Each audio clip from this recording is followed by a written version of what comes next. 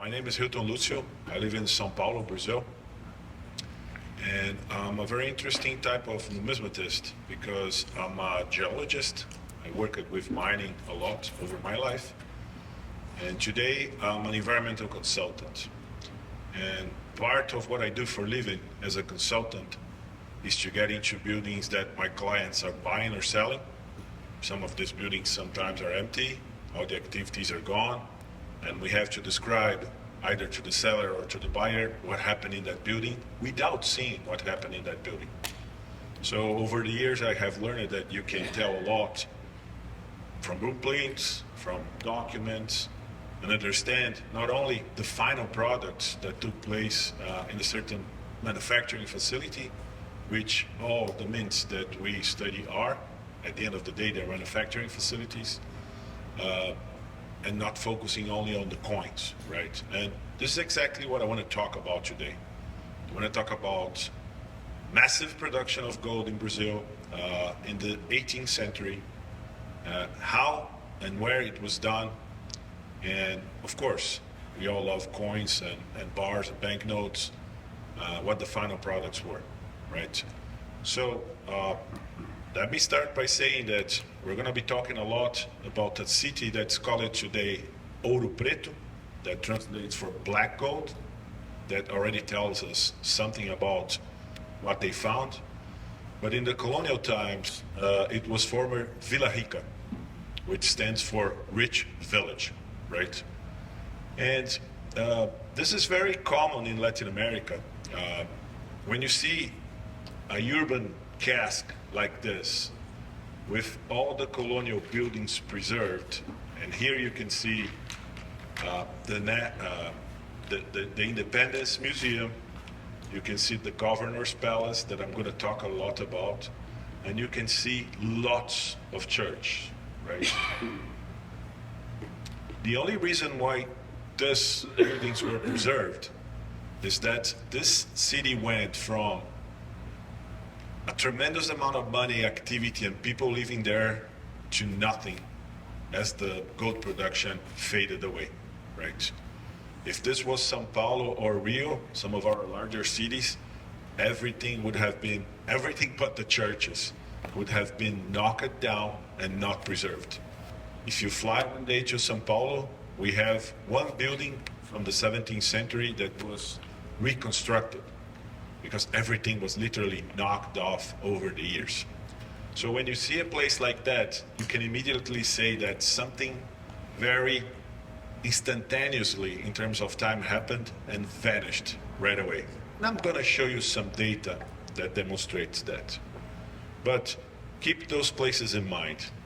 The museum, there's a square between the museum and the Governor's Palace, okay?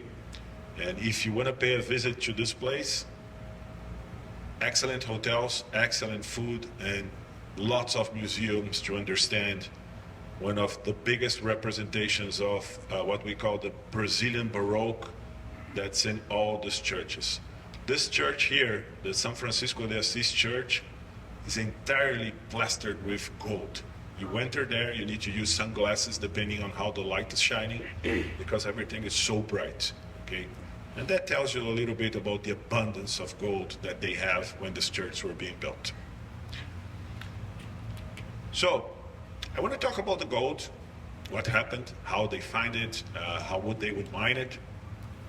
We're going to talk a lot about the buildings, and I want to talk about the products that I just mentioned, coins and bars, right? Not only gold coins, but only gold bars. And then I end up with my conclusions. So, talking a little bit about, I need to explain you guys how important these gold discoveries were in Brazil.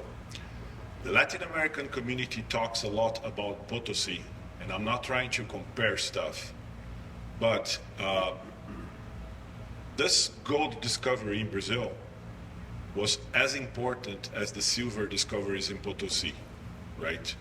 And Brazil is a little bit bigger than Bolivia. Not that many people can actually travel to these areas.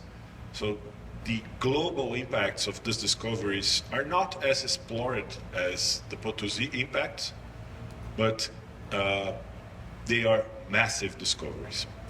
And there's something that's really interesting, and this is where my geologist way of thinking comes in. All the gold that was found is what we call secondary gold, right? Secondary gold is the product, of the erosion of rocks that originally contained the gold.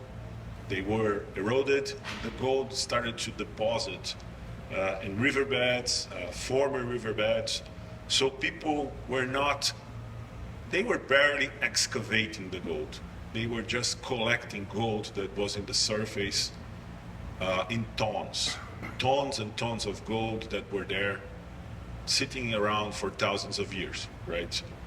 And this is important because the secondary deposits, they normally are limited, right? There's a certain amount of gold that you can mine like that. You're basically washing the soil to remove the gold. And when Brazil had the challenge to start mining like the primary gold that was still embedded in the rocks, located in veins and different geological formations, we had no geologists. We had to bring people in to tell us what was going on, and we brought some gentlemen from Germany that took a look on how we could increase gold production, and they left very important documents that I'm going to be talking about, right? When you find that amount of precious metal, government needs to step in and try to control what's going on, especially to avoid smuggling. And this is something that I really like to discuss. The local population wasn't very favorable to the implementation of the mints, because that demands stricter control, that demands documents. You would have to bring your gold to the mint. They would have to give you documents. So before the installation of some of these mints, there were riots of the population saying, we don't want the mints. We want things to be as they are today. And when you read certain books, some authors always describe the implementation of a mint as a sign of progress, as a sign of we have to irrigate the economy with new coins. In this case, if you were to ask the population, do you want the mints? They would say, no, we don't. We prefer to do the mining by ourselves, pay whatever the taxes are, but we would like to smuggle part of that gold, not only to Portugal, but to places like England and France, okay?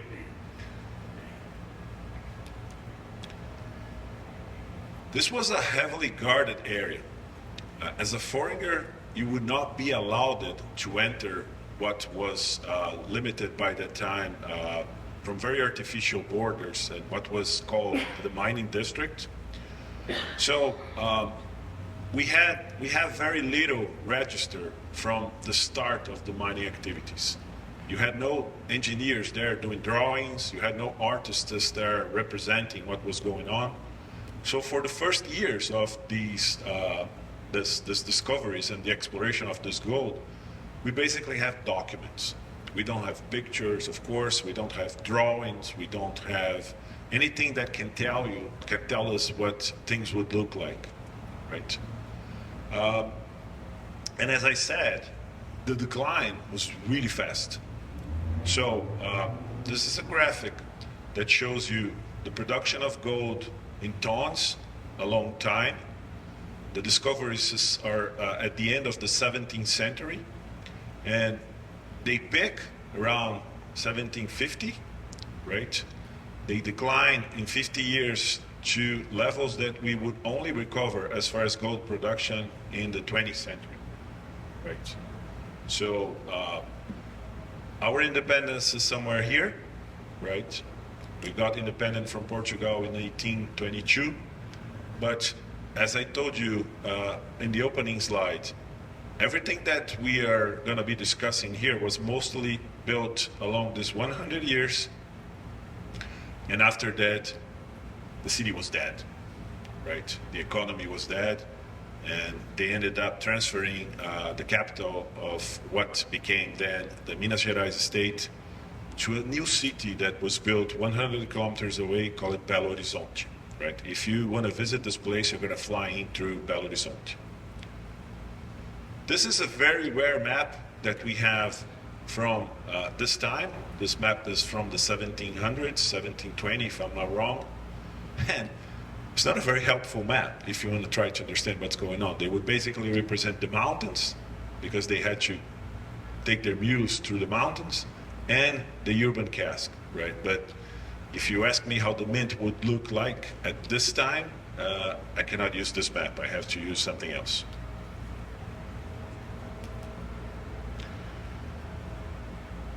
And as I was saying, on the global importance of what we are going to be discussing here.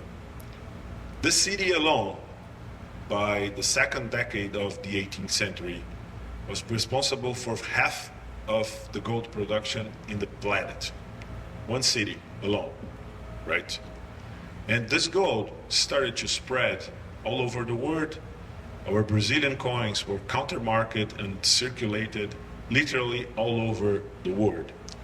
So this is a coin countermarket in Martinique, in France. They have to regulate the weight using some plugs. This is a Brazilian coin that was regulated to circulate in the United States of America as legal tender. And this is a very interesting commemorative coin from Australia from 2007, because Brazilian money was legal tender in Australia. That's how far this gold went, literally to the other side of the world. So the impact on the price of gold and availability of gold were tremendous.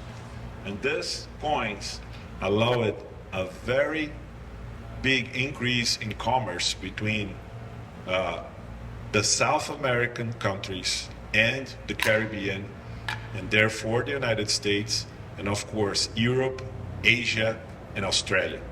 So massive impact on the global economy, right?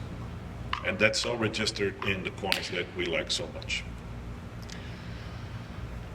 Let me talk a little bit now about the buildings, where the action actually took place and these coins and bars were being minted or smelted. We have lots of information about 3 buildings where gold was processed, right? It was purified, it was turned into pure metal, coined or made into bars, and generated a lot of interesting documents. However, if you visit the city today, all the touristic guides are going to show you only one building. This is where everything took place, because it's the only obvious building that remained from the 3 original ones.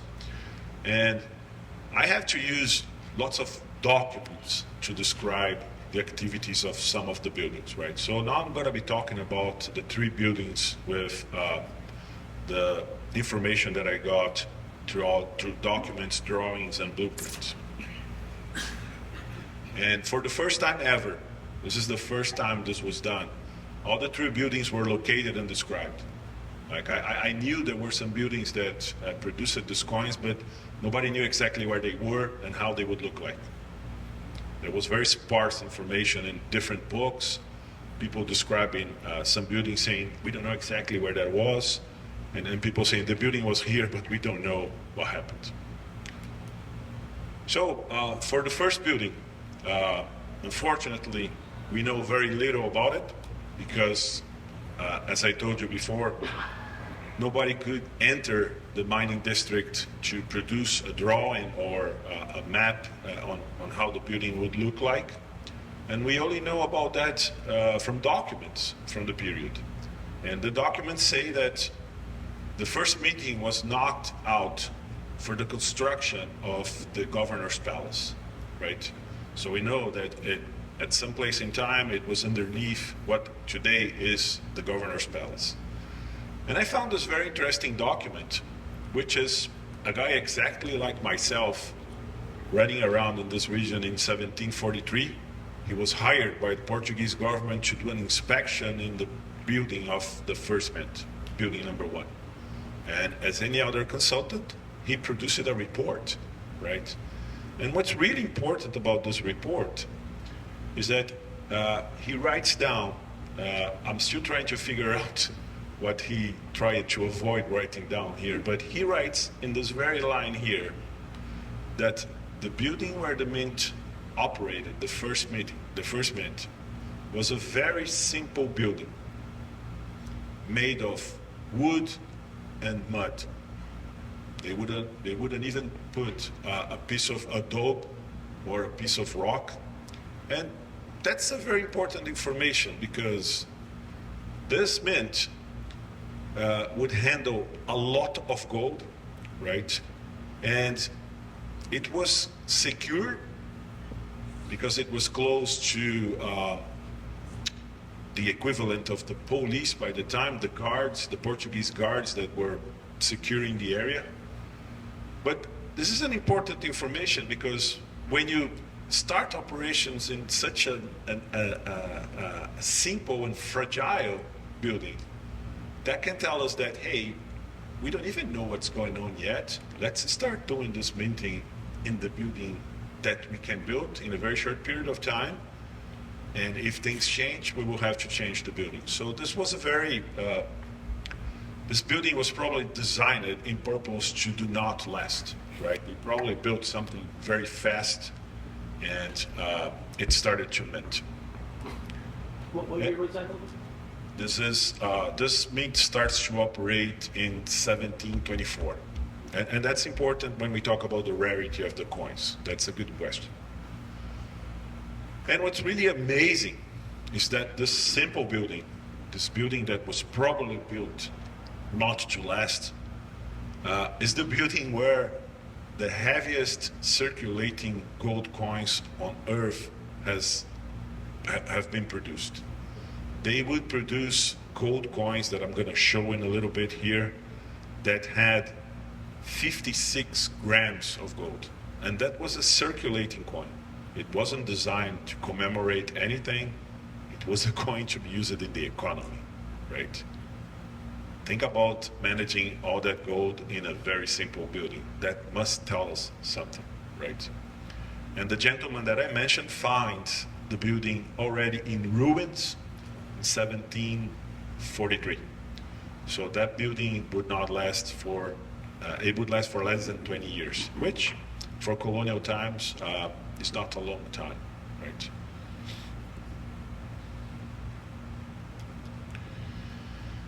Then we move to building number 2. And the building number 2 is absolutely different from building number 1. This is pretty much what we knew about this building until I developed my research. This is a drawing from the end of the 18th century on the palace already built. You can see it's a royal building because you have the Portuguese shield on the main entrance. And let's take a look at some important details. You have a lot of security and it looks like a castle, right? But in reality, this was a fortress. This was the most secure place in the mining district. And I'm not afraid to say that the Portuguese would not care that much about their governor, but they built a very strong building because they finally understood the amount of gold that they would have to produce, okay? There are lots of documents on this building. This is as it would look like in the beginning. Very important to highlight that there's nothing behind this building, and I'm going to show you why in a minute. And this is how it looks like today, right? You can see that they did some modern additions, right? But this guarding post here is this guarding post, and this one is this one. So it was smaller, and they did lots of additions over time. Currently, this is the Geological Museum of the Federal University of Ouro Preto. There's a beautiful collection of rocks and minerals in that area. Also something that I recommend you to see. And here we have an aerial photograph of the building. This is a modern aerial photograph. And you can see the points here. They were knocked down in the back of the building because this part of the building was renewed, right? But this aerial photograph tells me something really important. This was a fortress. It wasn't a palace like we see on Europe. You have the main entrance, you have some kind of security. They put the governor and something else inside a fortress, right? And things are starting to add up now. Remember that I told you that the visit of foreigners to the mining district was not allowed, right? Mm-hmm. When the royal family comes to Brazil in 1808, they decide to change things a little bit. They bring lots of lots of natural scientists to visit the country, to understand the fauna, to understand the flora. And these guys are going to start preparing fantastic pictures and drawings of what we had by those days. And this is a picture from a gentleman, from a French guy called Arnaud Julien Pallière from 1820. So this is a picture from 100 years after the discoveries that I was just mentioning, right? And it's located in the museum that I just mentioned, our Independence Museum. In the other side of the street, it's this building here. This painting has been sitting in this museum for 70 years. And nobody noticed that this was the only representation of the second building of the mint that operated in this area. You see the governor's palace here, right? And there's something really interesting in the back of the palace, right? And I swear, when I saw this picture, I was like, it can't be that nobody saw this.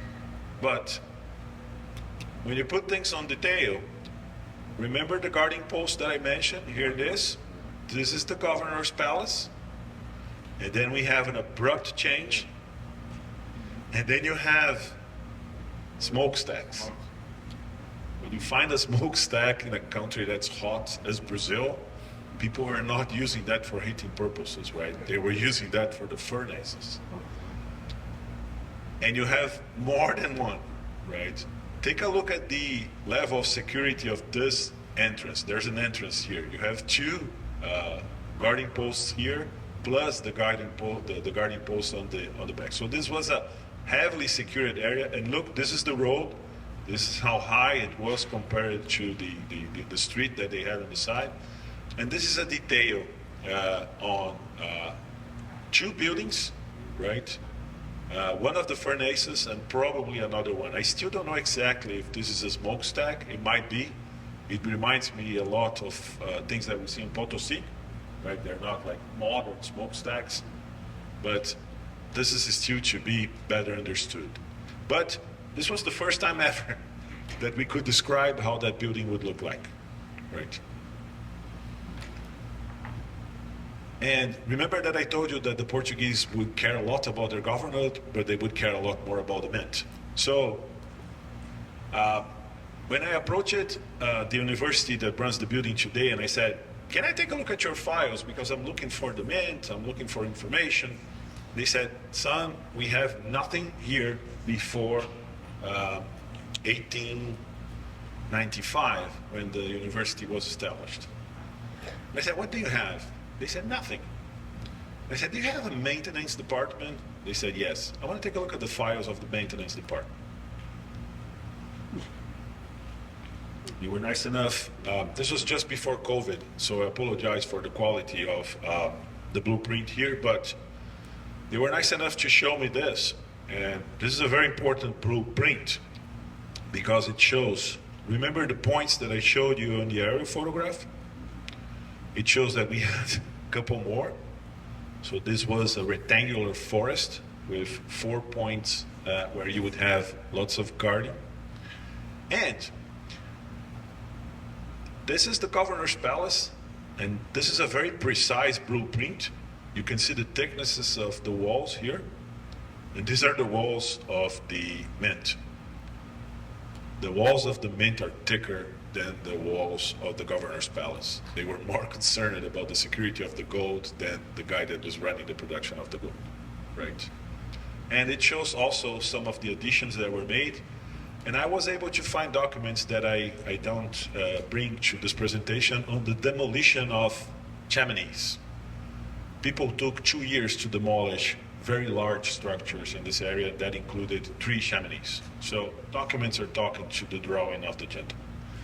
And let me step back here because this is a very interesting moment of sense of humor. This gentleman here, sorry because the picture is a little bit dark, but he portrayed himself painting the city here. Wow. He included himself in the picture. He's using a very big hat because of the sun, and you can see the screen where he's painting the city. Okay. How did he do it? Forgot to mention it. And remember that I told you that as the gold production declined, we had to bring in some experts on mining to tell us what was going on. And this German gentleman here, von Eschweg, wrote a very nice book called Pluto Brazilians. He visited the mint and he said, I saw with my own eyes that they had, not going to go through the entire description here, but they have limited equipment, they have big installations, and he could see with his own eyes the countermark that was used to convert the Spanish doubloons, as it describes, that would be worth in silver 800 reais to the value of 960 reais, which are the coins that Bruno was talking about. So this document is important because he visits the mint after it was on his peak of production, and he's visiting the city in 1812, if I'm not wrong. And his impression is that the building is much better than the equipment that we had, because probably the original equipment that was used to produce massive coinage and bars was already removed, phased out, and what he saw was really the decline of stuff. And the next step is moving from this building, because it was too big, to another building that was smaller, right? But it's very rare in our numismatist in Brazil that you find documents on people saying that they saw the dice, right? There was minting active in this building, and we can tell from that document. And don't worry, I'm going to show the coins, all right? I know that everybody here freaks about the coins, so I'm going to show the coins once you understand the buildings. And finally, in 1820, they move to another building. Remember that our independence is in 1822, and that the gold production at this time was really small. So they moved to a building where they would be running before the transference of the mint. They would be running something that would be like our tax collection entities. That was the place where you would go and pay for taxes on the sale of cattle. You would register debts that you had against the crown, or you would try to sort out the financial aspects of your life. And they took advantage of an existing building and built the furnaces here. You see that the building was symmetrical, right? You have one main tower and 2 lateral buildings that were symmetrical, and they add a small building here on the back to install the furnace. What's the big difference between this building and building number 2? No security. There are no guarding posts, there are no thick walls, so the production is not as important as it was in the past, right? We are not concerned if something happens in this building and somebody gets in and steals the gold, right? There's not a lot of gold to be stolen anymore. Unfortunately, if you go to Ouro Preto, they're going to be telling you that all the gold coins were struck in this building, and this building had no such thing as minting gold coins in this building ever existed. I'm going to show you the coins that they produced. They produced gold bars, but not coins. But for the good side of things, this building is totally preserved, and it holds, this is the headquarters of the Center of the Studies for the Mining Cycle, as we call it. And they have 70,000 documents about anything you can imagine around the gold production in their files. And they are all digitalized, so you can actually read the documents that tell you about the raw materials, about the people that were doing their jobs, and about lots of aspects in terms of technology and management of this production, right? And those documents probably came from the other mints, and they are all very well stored here. So it's an extremely rich source of information if you want to find, if you know what you're looking for, right? And this is the only building that they have reconstructed part of the operations. These are some crucibles on the back here that were found in archaeological excavations that took place in the building, right? And this is the furnace, and you cannot produce a lot of gold in a furnace like that, right? It's very small, it's very tiny, and it's the only furnace that's left. And something that really caught my attention, this is the top of the smokestack in this building, right? And when you zoom in the image of the previous mint, for the first smokestack, they're absolutely the same type of stuff. So whoever designed this knew that the smokestacks should look like that, right? You have a triangular ending here, you have a basis of stone here, and then you have bricks. And this is a very well designed smokestack. It allows things to get in, but it does not allow anything to, it allows things to get off, but it doesn't allow anything to get in. It's guarded, right? It's protected on the top, different from the classical smokestack. And this is because this region is very windy. So depending on how the wind is blowing, if you don't protect the top of your chimney, you're going to affect the temperature in the furnace. So they knew what they're doing. And we can see that from the small details on the buildings. Okay?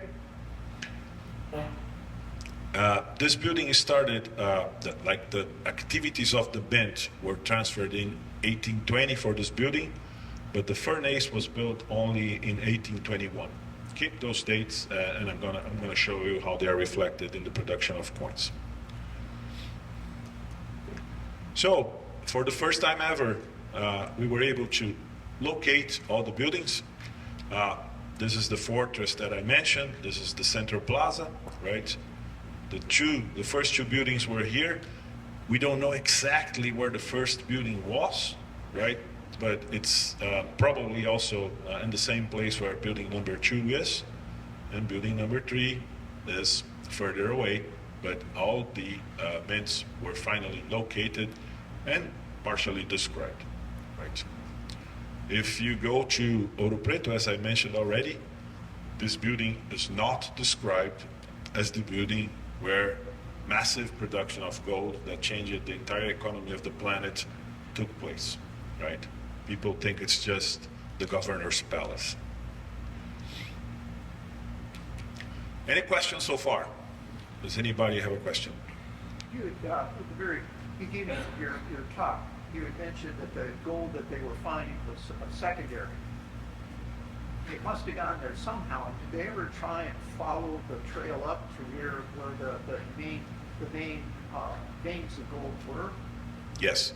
So this is an important question on the transition of the mining from secondary gold to primary gold. We had no geology universities in Brazil by that time. And the recommendation of that gentleman from Mr. Eschweg was that we should look for the primary sources of gold and do underground mining, right? But that would only take place in the end of the 19th century when the English come in with very well organized mining activities, and some of the minings that they opened by those days are still operating. Okay? Thank you. So, let's talk about what we all like, the coins, right? Everything that I told you is now going to be reflected on the coins. This is the coin that I mentioned to you that was built in the first building. It's dated 1724. It has the Portuguese crown, the Portuguese shield, and a cross, right? Remember the number of churches that we had on the city?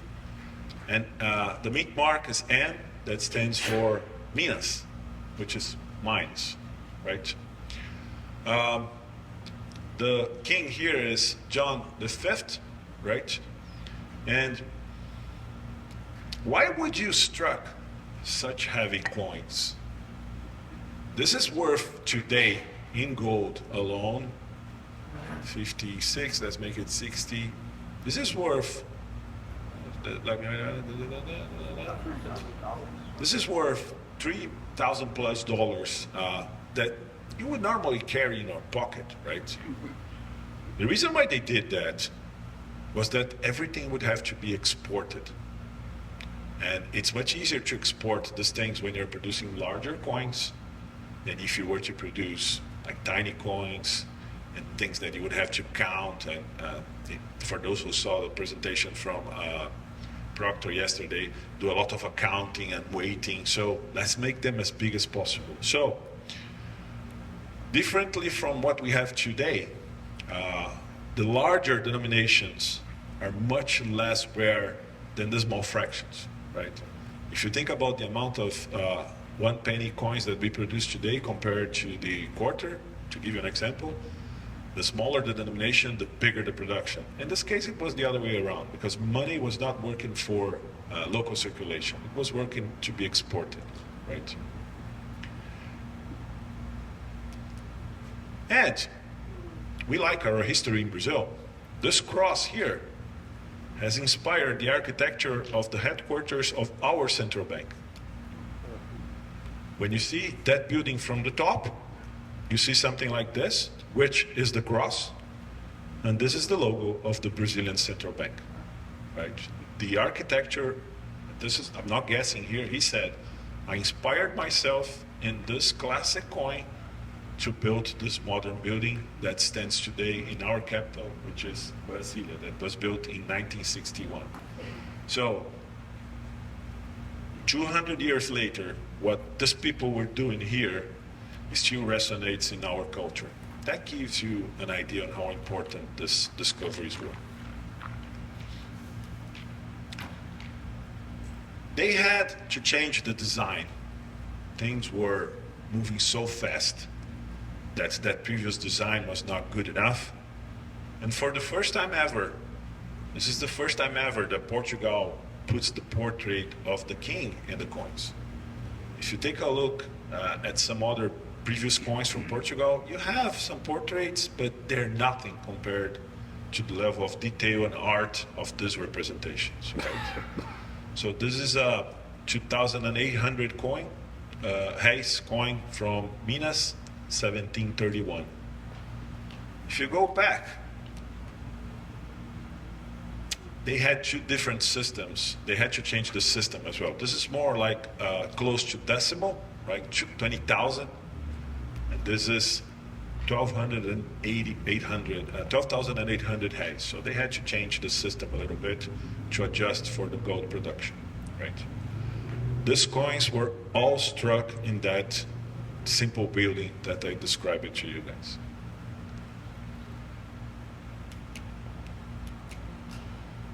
Here, I want to give you an evolution of the Brazilian coins since our first mint was opened in 1695 in Bahia to the north.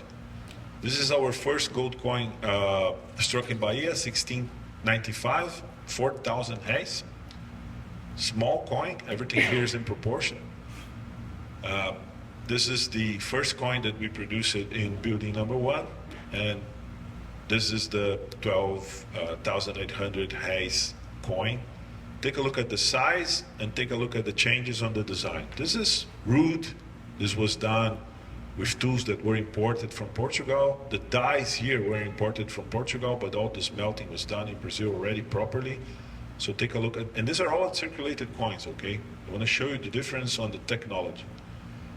Very crude strike, like you see the small castles, they're not very well defined. This is the state of the art. We wanted these coins to be as much as counterfeit counterfeited as possible. So they had to increase the quality of their design. And this process ends with this lovely curly hair from the king here, which was something really hard to reproduce if you were not working in a mint over those days. So this is all security, right? And this is really what I like about studying coins, not try to get as many as possible. I need this date, I need that variety. What they're telling us in terms of technology, security, and politics and economy.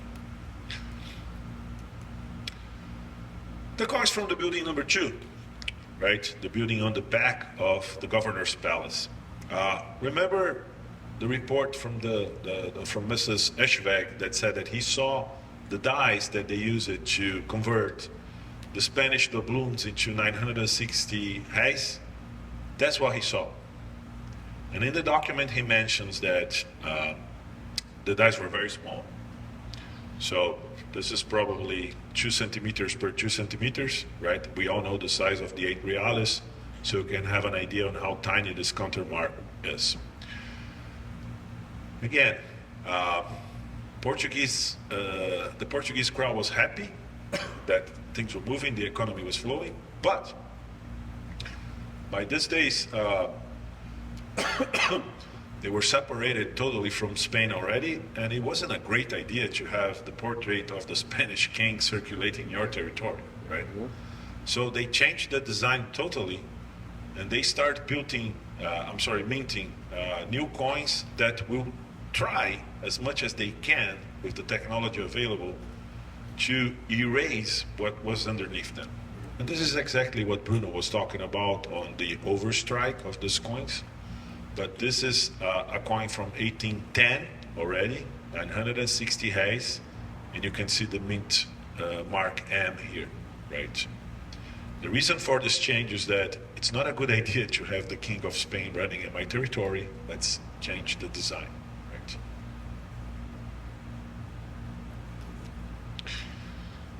And I think that the most beautiful numismatic items that I can show you today are these gold bars that were produced in this region.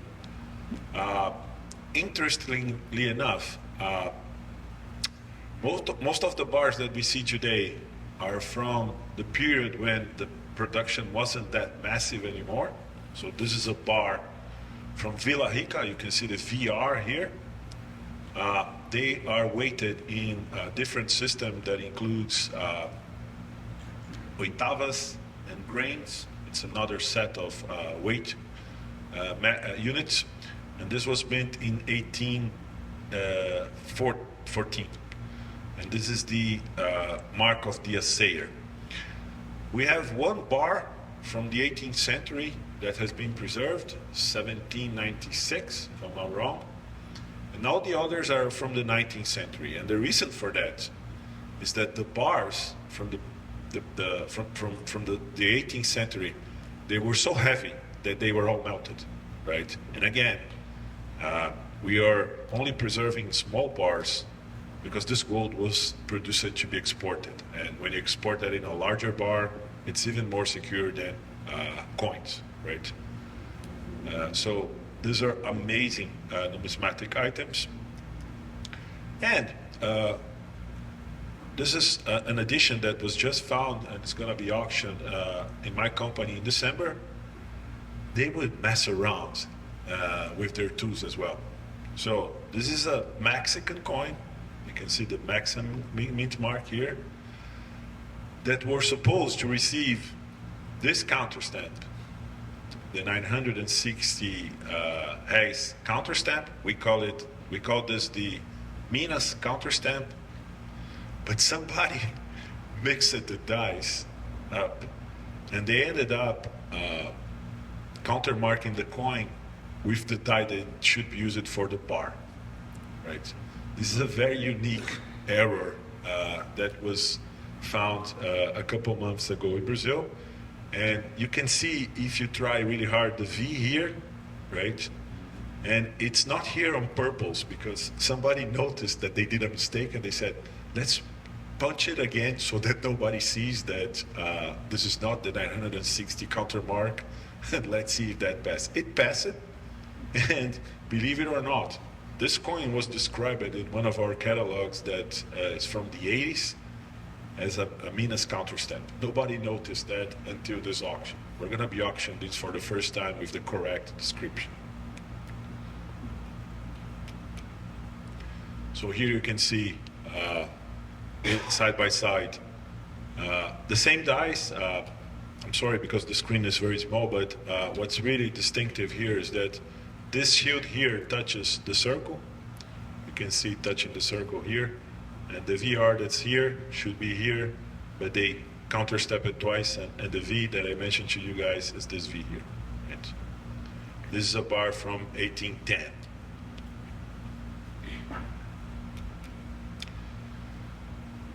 Then we move to building number 3 that never struck a single gold coin.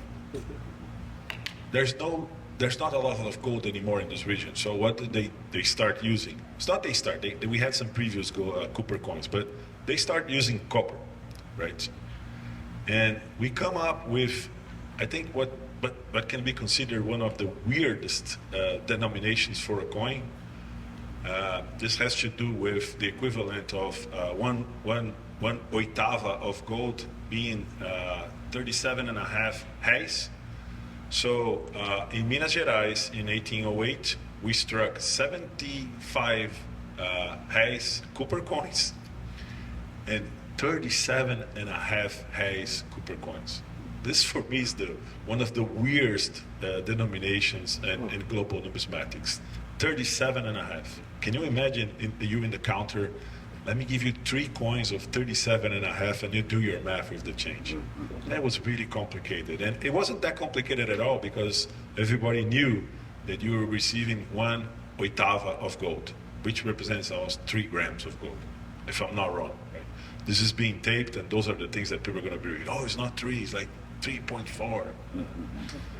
But we went from those massive gold coins towards very simple copper coins. And we cannot tell if the blankets were imported or produced in the mint. I think they were imported. We don't have lots of copper mines in Brazil. Everything would come from England. And I think that they would only struck the coins in the building number 3. And the size of that furnace kinds of confirmed this, but we don't know for sure. We don't have any documents demonstrating us where the copper and the blankets would come from. And this is what I like about studying the buildings and the operations, because then you can understand better some rarities. These coins were produced in 1818, 1819, and 1821. We don't have 1820s. Everybody's always looking. There must be an 1820 someday. It's going to surface.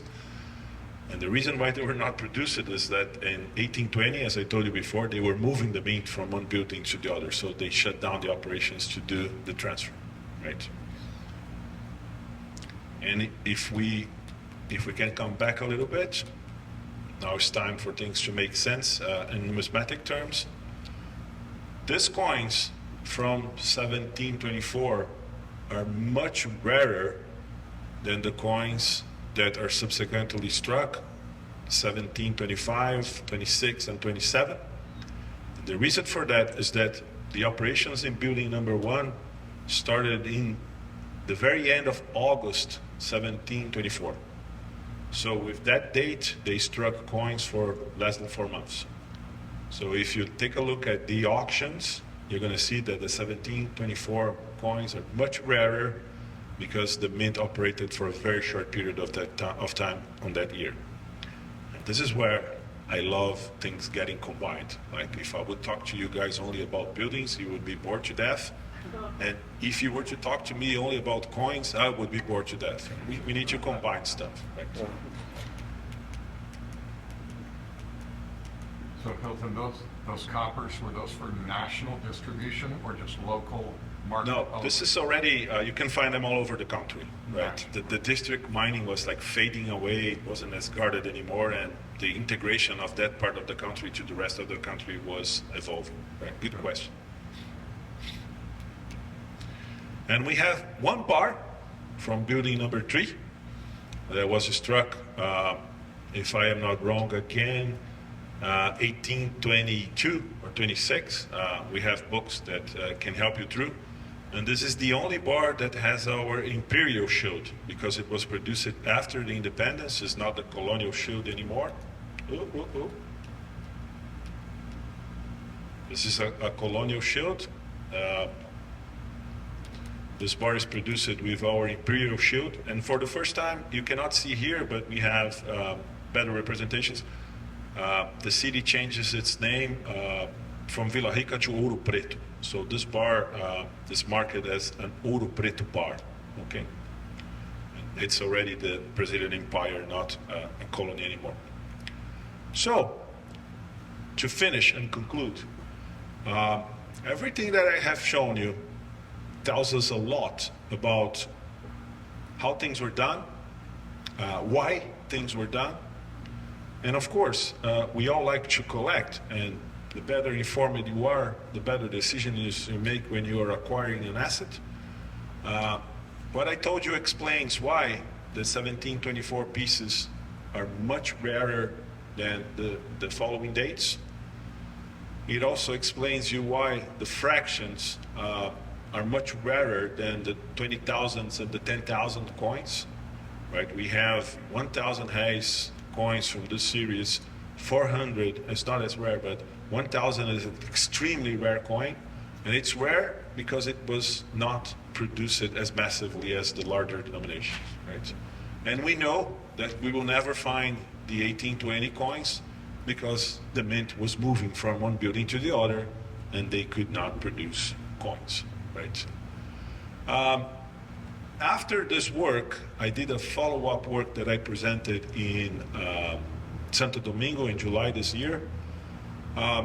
This transition between these very, very simple buildings towards these fortresses happens in other mints in Brazil.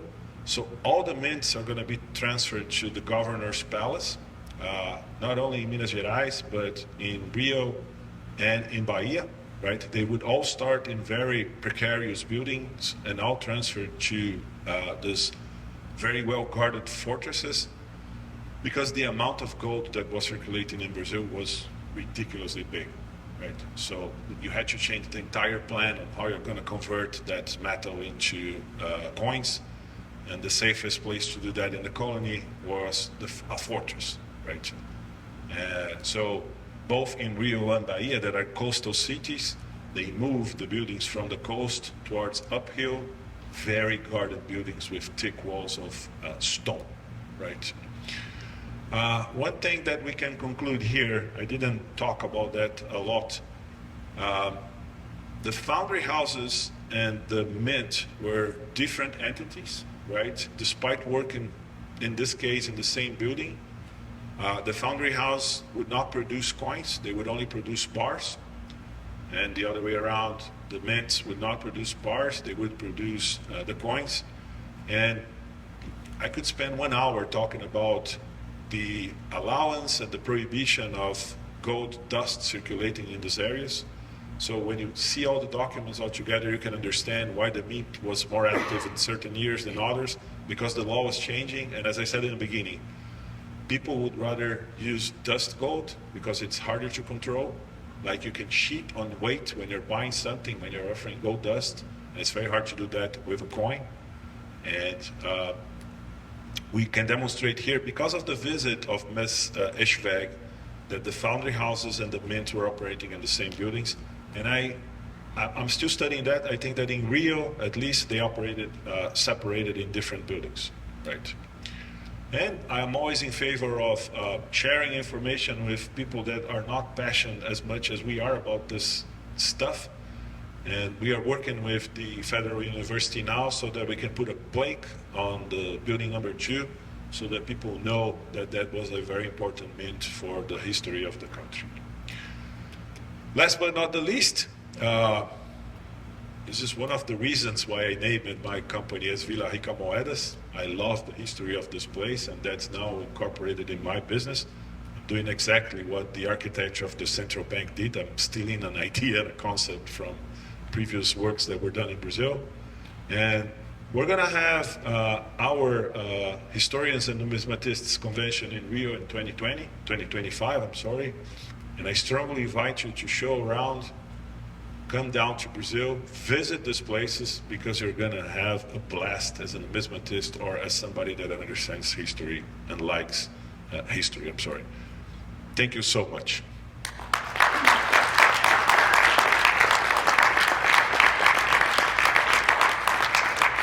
Any questions? You I have a first. question. So in the foundry, what were they burning to melt the gold? And where was Thank it you. coming from? Thank you. The straightforward answer that I have now is that we don't know. We have some studies being conducted in Potosi now, showing that wood would not be enough to create enough energy to melt the gold. This region is not particularly rich in wood resources, and I'm studying that as we speak. They might have changed the design of the furnaces to keep the energy inside the furnaces, but the correct answer is that we don't know yet. It should not be, we don't have mineral coal here in Brazil, not by these days, and wood itself would probably not do it, so we don't know. We know where the water would come from. They built some pipes and aqueducts to bring the water to the mint, but the energy, and considering the size of the smokestacks that I have shown you, these were not small furnaces, right? They would demand a lot of energy. We don't know yet where that energy is coming from. What's it- Sure. A question and a comment about the energy. In the western, we're from northern Nevada, and most of the energy that was used in the mines for smelting and melting in Nevada came from natural vegetation that was carbonized or turned into charcoal, and the charcoal was used in the smelters. You get much higher heat rate with pure charcoal. You can't try and burn wood. So that might have been possibly what they were doing there, is converting it to charcoal. No, that's a very interesting discussion. And as I mentioned, the only archaeological excavations that we have is on building number 3, where the furnace was really small, and it's very close to a small creek. So I think they would dump all the all the ashes on the creek, and it would be washed out. Yeah. No archaeological investigations have been done in the larger building where more quantities of energy were probably consumed. So we haven't found ashes yet that can demonstrate what we're burning. Right? We need to do some underground investigation in building number 2 to have a better answer for that. And my second actual question on this, most of the gold deposits and gold that I'm familiar with contain a fairly high level of silver. If that was true there also, what happened to the silver? I'm so glad I'm a geologist, because he's a geologist as well. Yes, as a matter of fact. So I have a better answer than the first. I have a better answer for that question than for the first one. There's absolutely no silver here. Really? The gold happens isolated from silver, but 100 kilometers from here, we have the largest iron mines on Earth. So the gold, which was secondary, was always mixed with iron, and this is when everything comes together. That's why the city was called black gold, because the iron would make the gold black. Okay. And Portuguese people were always very smart. They would charge 20% of taxes on the gold dust that you would bring to the mint. People would add 20% of iron to what they were delivering, so that they could get the exact weight of the gold that they were delivering. And we know that because there's a report from Portugal saying that you guys are using a lot more of the chemicals that we use to purify the gold in this mint than you're doing in Lisbon, and we want to know why. And people had to tell them that they had to, a lot more of iron to separate in the gold dust that they were receiving. So no silver, but a lot of iron happening at the same time. And they would not use the iron for any purposes by those days. It was only dirt they had to remove to smelt. What you have here as trace elements is indium, palladium, and another one that I won't remember, but The geochemistry of this gold is very well known, and we can find fresh sample in the mines today if you want to do further research. There's a couple of people here. I'm sorry. He asked the exact same question. Besides that, when there's large deposits of gold, besides other bodies of metal, it would also be gemstone. But there are large business with that also. The name of the state, the name of the states today, of this state in Brazil today is Minas Gerais, which stands for general mining. They have mines of everything you can imagine all over the state. They, until 2 years ago, they were the largest producer of mineral goods in Brazil. Now they have been replaced by Pará in the north, because we have started gigantic mines of iron that are feeding China as we speak. So in this particular region of Brazil, you're going to find gold, niobium, and lots of gemstones. You find the best topaz on earth in this very city, orange topaz. Peter? Not a question, an observation. As an archaeologist, you were talking about, hopefully getting an archaeological unit to continue investigations there. And with respect to the fuel that was used, I think you're probably right about it being charcoal. Yeah. Charcoal, because it's somewhat, it's so concentrated in terms of carbon, does not decay as much as wood or ash. And so that, especially over 3 centuries, so that in a tropical setting even, so that your possibilities of potentially finding charcoal to resolve this question could be pretty good. This is kind of far from the coast where all the goods would come into the country. I haven't found a single document now and until now showing that they were bringing charcoal in. We found lots of documents on the chemicals that they would use to purify the gold. Remember the discussion that we had on how they were carrying that? But so far, my research haven't found yet any evidence of charcoal importation, and we did not have charcoal by those days in Brazil. Like mineral charcoal, right? Wood charcoal. Wood charcoal. Yes, that's what yeah. I'm we're talking talking about wood But- chip. Like the report that this gentleman mentions, that Eshivag mentions, he describes a lot of the environmental damage that was caused because of the mining, and he doesn't mention deforestation.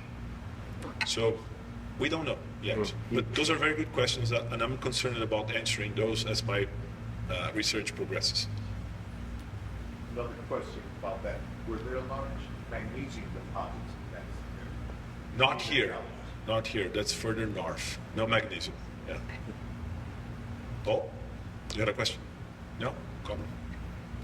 Any census done on the number of gold bars that survive? Is it 100, 500, 1,000? That's very well studied. There's a book from the most prolific numismatist in our culture, Mr. Kurt Prober. He did a census of all the existing good and bad bars that are in the market, and we keep finding new bad bars, counterfeited bars, but that's all very well described with all the assayers, the weight, the length. It's a book called Ouro em Pó e Barras by Kurt Prober, 1991. He did the first and definitive census of the bars. And what's order of magnitude? I mean, 100, 500, 1,000, 10,000? Surviving? Yeah, Less than 200. less than 200. They were all melted. They were not built to last. So, I'm not familiar with the country of Brazil. Where in the country were these gold mines? Good question. I might have put a map here.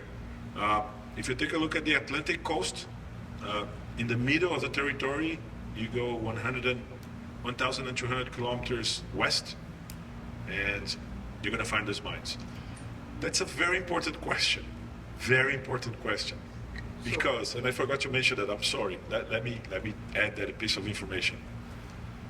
If we were to take full enforcement on the Treaty of Tordesilhas, which divided South America between the Portuguese and the Spanish, this would all be Spanish territory. And Portugal was really, really able to maneuver the information.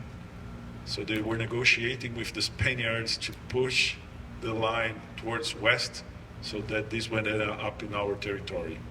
And it's amazing because the first documents that we have on the discoveries are from 1698, right? Official documents saying that we found a tremendous amount of gold. And Portugal prints a book on how to refine gold. Like it's a technical book that I just bought for my collection. 1694, and we opened the mint in Bahia in 1695. I'm pretty sure those are not coincidences, No. but time will tell. And what is the altitude, pardon me, what is the altitude at which those? It's not very high, 1,000, So, 1,200 meters high. Yeah. But it's a nice valley. It's a beautiful city to visit. It's not very high and not very cold. Not even comparable to Potosí.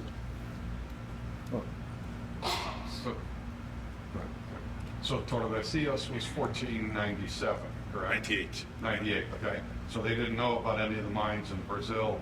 No. Was Brazil just pushing west just in case? Or just, I mean, general land grabbing without knowing that it was for mining or mineral wealth? That's another very good question, and why I started to push the line. Because that was virgin country. There was nothing out there in 1497, No, 1498. there are interesting evidences that can explain us why. They opened the mint in Bahia in 1695. We have metallographical studies of those coins showing that the gold would come from Colombia. Right? We had absolutely no gold to strike those coins in 1695. So they imported, geochemistry of the gold shows that it comes from Colombia, part of it at least. And the people from Sao Paulo, where I live, they were hired by the Portuguese government to create expeditions towards west to see what they would find. And they are the ones that find the mines.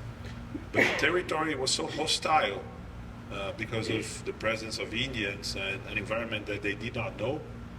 These guys had to stop at a certain location, plant corn, wait the corn to grow a little bit, Good. move forward, because that's the corn they would eat on their way back. Right? So had to define a very complex logistics to keep going with these expeditions. And at the end of the 19th century, we consolidate our borders, but then it's through diplomacy. And we're basically 8,500,000 square kilometers today because of those small efforts driven by this thing. Everything here should be Portuguese, Spanish territory. They were so clever to maneuver the information and negotiate in parallel. And by the time they did the discoveries, Spain was very busy with Potosí. They said, who cares? Yeah. And they didn't care about the largest discovery of gold in South America. Thank you. It's a real pleasure.